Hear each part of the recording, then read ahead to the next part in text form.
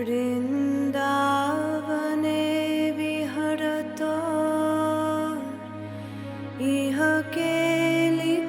created God? I remember clearly when my girlfriend asked me the question, if God exists and He is the all-powerful creator, who created God?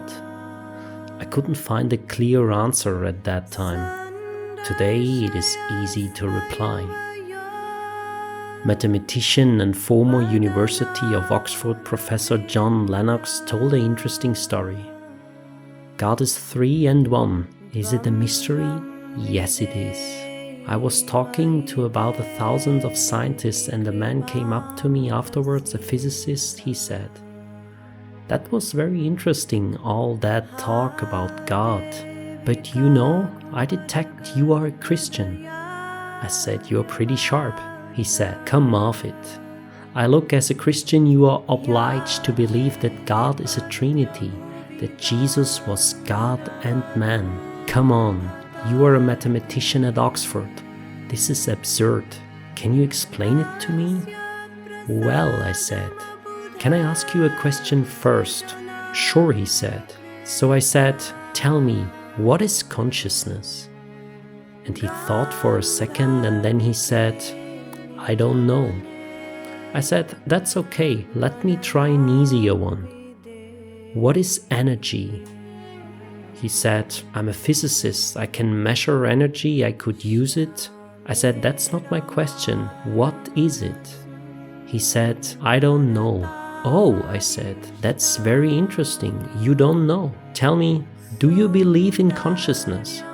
"Yes," he said. "Do you believe in energy?" "Yes," he said.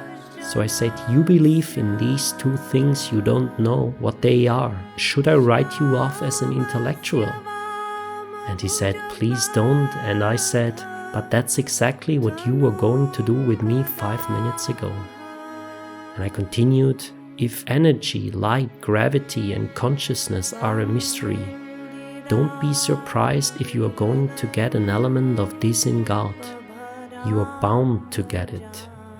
But now you push them a bit further, you see." And I said, "Why do you believe in these things if you don't know what they are?"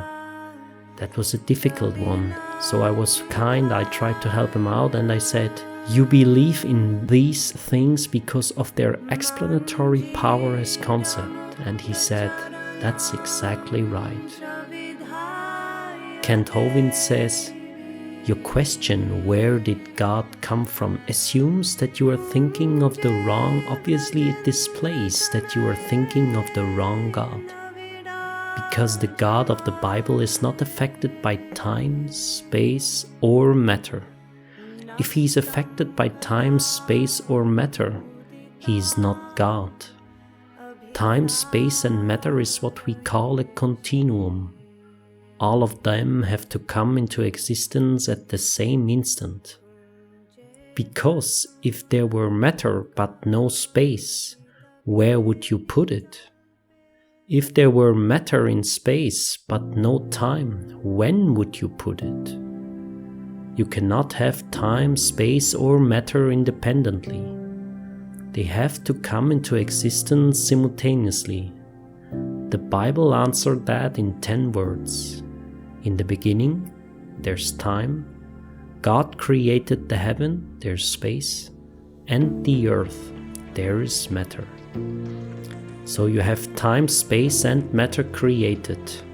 A trinity of trinities is there. Time is past, present, future. Space has length, width, height. Matter has solid, liquid, gas. You have a trinity of trinities created instantaneously, and the God who created them has to be outside of them. If he is limited by time, he is not God. The guy who created a computer is not in the computer. He's not running around in there changing the numbers on the screen.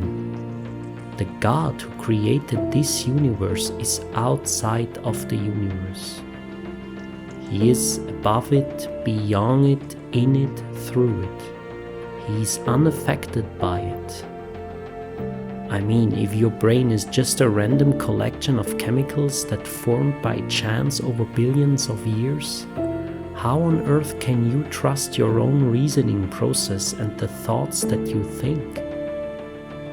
So your question, where did God come from, is assuming a limited God, and that's your problem.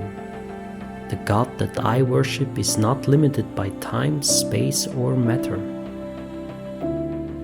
If I could fit the infinited God in my 3-pound brain, he would not be worth worshipping.